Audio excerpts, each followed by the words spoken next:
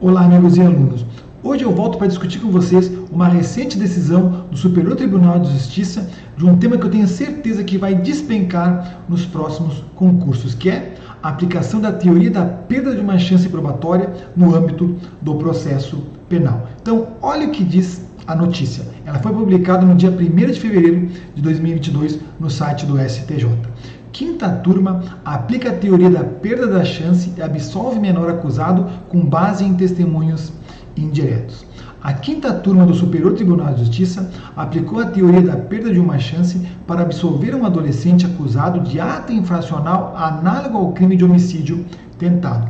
As instâncias ordinárias haviam imposto ao menor a medida socioeducativa mais grave prevista no Estatuto da Criança e do Adolescente, com base apenas em depoimentos indiretos, pois, além do próprio acusado, não foram ouvidas as testemunhas oculares nem as pessoas diretamente envolvidas no fato, e não foi realizado o exame de corpo de delito na vítima. Então, com relação à teoria da perda de uma chance probatória aplicada aqui no âmbito do processo penal, eu indico para vocês a leitura da obra do professor Alexandre Moraes da Rosa. No meu caso aqui é a 6ª edição. Então, eu peguei algumas passagens do professor Alexandre Moraes da Rosa quando ele trabalha esse tema da teoria da perda de uma chance probatória aqui aplicada no âmbito do processo penal. Então, vai dizer o professor: num processo democrático, não pode o acusador se dar por satisfeito na produção da prova do e pelo Estado, eximindo-se das demais possíveis,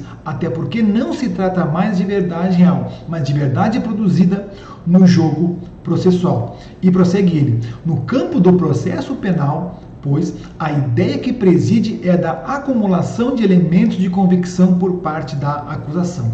Em uma frase, toda a prova é necessária e nada é dispensável. Portanto, o Estado não pode abrir mão da produção de provas que sejam possíveis. O acusado perdeu a chance com a não produção, no caso, desistência, não requerimento, inviabilidade, ausência de produção no momento do fato, de que sua expectativa de absolvição fosse destruída de boa fé. Então, o Estado ele é obrigado a produzir todas as provas possíveis e no momento possível, para que assim então o investigado ou réu possa se utilizar os seus direitos ao contraditório e à ampla defesa, bem como ao devido processo legal, e tendo a expectativa de que a sua presunção de inocência seja destruída com base em todas as provas produzidas, todas as provas possíveis de serem produzidas. E então vai finalizar o professor Alexandre Moraes da Rosa. A teoria da perda de uma chance, assim, pode ser invocada no processo penal para o fim de justificar teoricamente a absolvição pela falta de provas possíveis,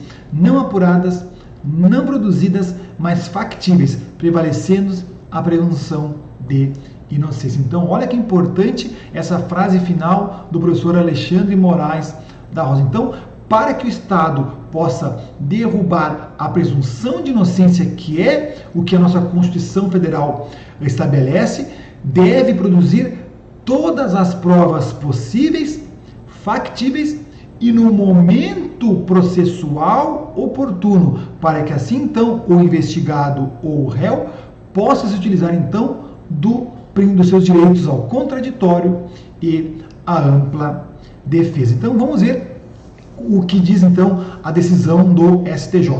O caso desses autos demonstra claramente a perda da chance probatória, afirmou o relator do recurso da defesa, ministro Ribeiro Dantas, para quem a investigação falha extirpou a chance da produção de provas fundamentais para a elucidação da controvérsia. Postura que viola o artigo 6º, inciso 3 do Código de Processo Penal, o qual impõe à autoridade policial a obrigação de colher todas as provas que servirem para o esclarecimento do fato e suas circunstâncias. Então, por uma determinação legal, que é o artigo 6º, inciso 3 do Código de Processo Penal, o Estado investigação, por meio da autoridade, por intermédio da autoridade policial, é obrigado a colher todas as provas que servirem para o esclarecimento do fato e suas circunstâncias, favoreçam elas ou não o investigado ou futuro réu da ação penal. Então, criado pelo direito francês, no âmbito da responsabilidade civil, a teoria da perda de uma chance, segundo o magistrado, foi transportada para o processo penal pelos juristas Alexandre Moraes da Rosa e Fernanda Mambrini Rodolfo. Então aqui é um livro que eles têm específico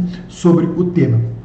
Quando o Ministério Público se satisfaz em produzir o mínimo de prova possível, por exemplo, arrolando como testemunhas somente os policiais que prenderam o réu em flagrante, é, na prática, tirada da defesa a possibilidade de questionar a denúncia, explicou Ribeiro Dantas. Então, o que ocorreu nesse caso?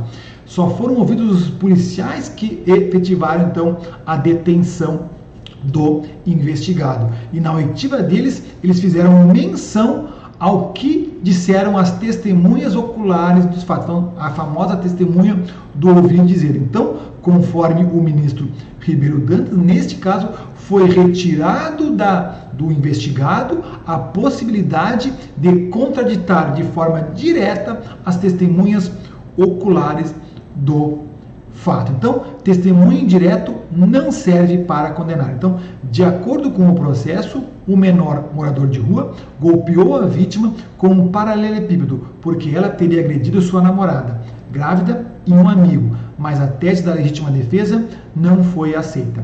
As instâncias ordinárias entenderam que houve excesso na legítima defesa, tendo em vista depoimentos do bombeiro e do policial militar que atenderam a ocorrência quando a briga já havia terminado.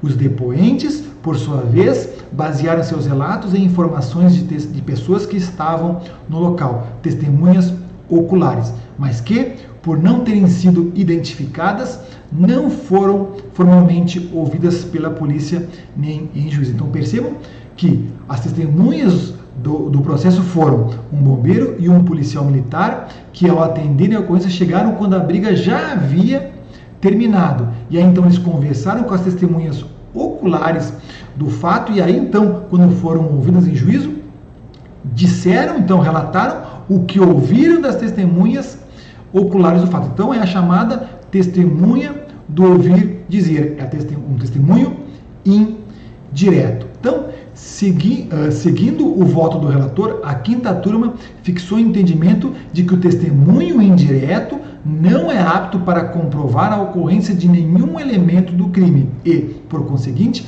não serve para fundamentar a condenação do réu. A utilidade desse tipo de depoimento, acrescentou o ministro, é apenas indicar ao juízo testemunhas efetivas que possam vir a ser ouvidas na instrução criminal, na forma do artigo 209, parágrafo 1º do CPP. Ao apresentar diversos entendimentos sobre o testemunho indireto no direito comparado, Ribeiro Dantas ressaltou que o fato efetivamente ocorrido não corresponde necessariamente à percepção da testemunha. Percepção esta que ainda pode ser alterada com o passar do tempo.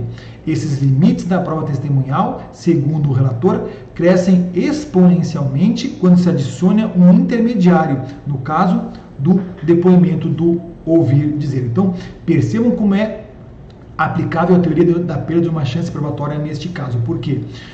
O Estado não identificou as pessoas, as testemunhas oculares do fato. Apenas então identificou, é óbvio, né, depois ouviu em juízo, o Ministério Público então ouviu como testemunhas o bombeiro e o policial militar que detiveram ali então e estiveram no local dos fatos. Então, foi retirado do investigado a possibilidade de contraditar, de ouvir de forma direta as testemunhas oculares dos fatos. Por quê? Porque o Estado não se deu o trabalho de identificar as testemunhas oculares do fato. Então, o estado de investigação e, posteriormente, o estado de acusação não se deu o trabalho de identificar e ouvir as testemunhas oculares do fato.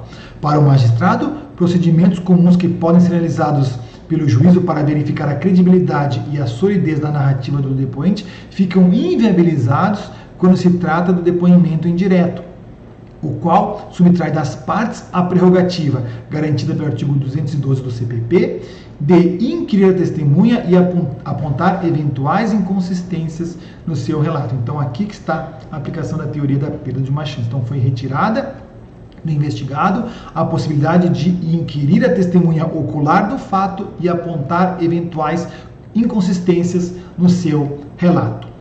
Provar a dinâmica dos fatos é ônus da acusação. De acordo com o ministro, não há explicação no processo para o fato de as várias pessoas que presenciaram a briga não terem sido identificadas pela polícia para posterior depoimento. Segundo ele, uma gravíssima omissão. Quanto à namorada, ao amigo e à vítima, Ribeiro Dantas observou que o Ministério Público desistiu de ouvi-los por serem pessoas em situação de rua, sem endereço para intimação, mas não demonstrou ter envidado nenhum esforço para localizá-los. Mesmo assim, a única pessoa ouvida em juízo e que realmente presenciou os fatos, o representado, teve sua justificativa completamente descartada pelo Estado, sem a apresentação de motivação válida para tanto, até porque não se produziu prova direta a esse respeito. Então percebam que o Ministério Público, o Estado da acusação, abriu mão de ouvir as testemunhas oculares do fato, bem como a vítima. E quando então tinha o único testemunho, que na verdade é a única versão de uma pessoa que estava participando dos fatos, que é o investigado, o Estado simplesmente descartou a sua versão. Então, para o relator, o ônus de produzir as provas que expliquem a dinâmica dos fatos narrados na denúncia é da acusação e não do réu.